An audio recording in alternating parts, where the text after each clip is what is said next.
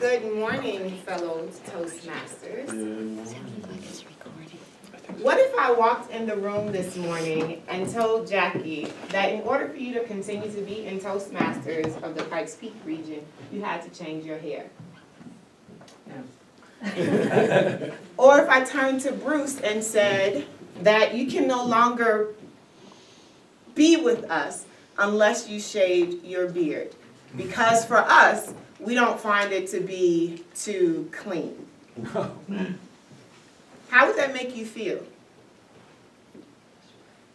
Excluded. That's exactly what happened to me one summer in 2004 when I went home, having already dealt with being at Lafayette, Indiana, Purdue University, dealing with the outward racism that is just inherent in the culture of Indiana.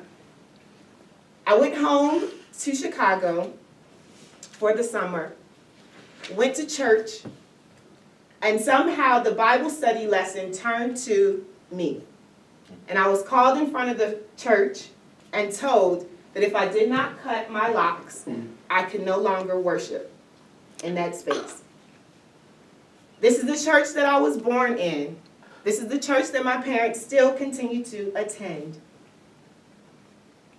I was told that my locks were a reflection of voodooism, Rastafarianism, and those things were of the devil. And I am using the term right now, locks, but of course for them, they were using the term dreadlocks, which comes from a Euro-Western perspective of how white individuals looked at those of African descent when they saw their hair in that particular way. Now, in 2000, when I began Purdue University, I had decided to change my hair, not because I wanted to look a particular way, nor because I took on a religious practice. I decided to change my hair because A, I don't like to do hair. B, I wanted something that was more natural for me because I understood what chemically processing African American hair not only does culturally, psychically, but even biologically. And they have done studies to demonstrate the kinds of gray matter that sits on black women's hair because of the years and years and years of processing. However, my choice of hairstyle was not acceptable.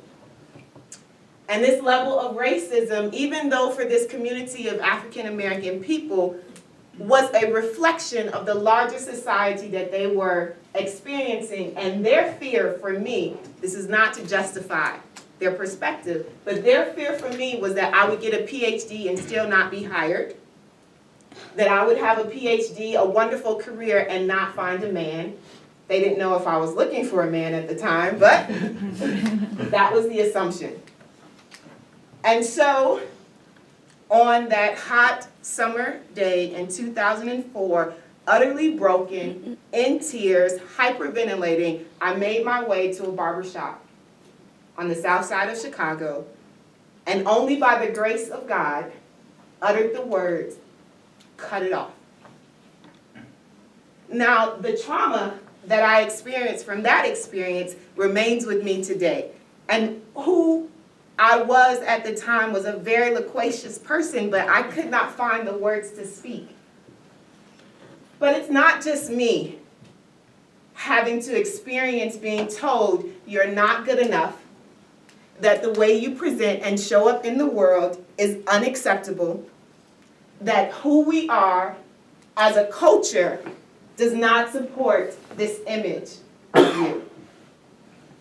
We tell young people of color every day that something about them is unacceptable, that something about them needs to be changed, and we make them face challenges and choices about who they are and how they are in order to participate in our larger culture and society.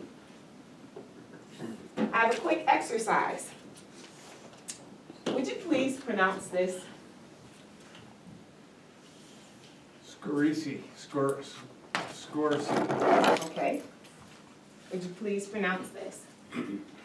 Schwarzenegger. Tchaikovsky. Thank you. Tchaikovsky, Scorsese, Schwarzenegger. How many of y'all are familiar with those names?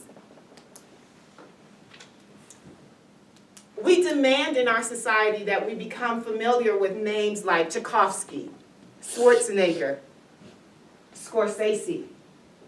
But when Laquan comes across our desk, LaQuisha, Kavajane, there seems to be something problematic about learning to master the learning curve for those names. Now, I understand that each of us in this room has a sense of personal pride and ethic and want to show up in the world as we do. So I challenge us on this morning that when we think about recovering from racism, when we think about the non-acts of random kindness, when we think about the ways in which we encourage people or tell people that they must alter themselves, that we think about the impact that it might have on them culturally and the choices and challenges that we are asking them to face when they don't fit into our standard or typical mold. At Howard University, a historically black college in the United States, in DC, the business school requires that a body of African American people change or present themselves in a particular manner so that they cannot wear locks, they cannot wear braids if they want to be a part of the business school, because corporate America does not like that representation. We are in a world where people are suffering and desiring to recover from racism. Thank you.